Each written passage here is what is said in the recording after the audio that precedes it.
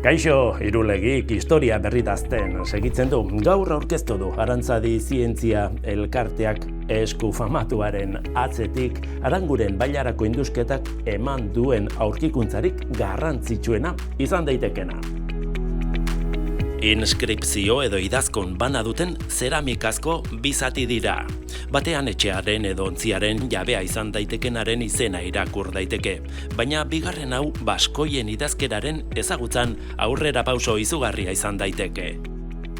Bitan zatituta zegoen, eta bertan idazkera paleo-hispanikoan idatzitako testu bat dator, seguruenik baskonikoa. Abar jartzen du. Azken ikerketen arabera alaxe deitzen zioten iberieraz 10 zenbakiari. Abar, eta hitz horrek bat egingo luke euskarazko 10 zenbakiarekin. Itxura guztien arabera hitz horrek edo testu horrek lotura zuzena izango luke ontziaren edukierarekin. Eta interpretazio hau guztia zuzena bada inskripzioa zenbaki baskoniko baten lehen testigantza edo froga izango litzateke. Pieza Irulegitik Ponpelora erakusketan dago ikusgai. Hain zuzen, han izan zen Teknopolis duela gutxi.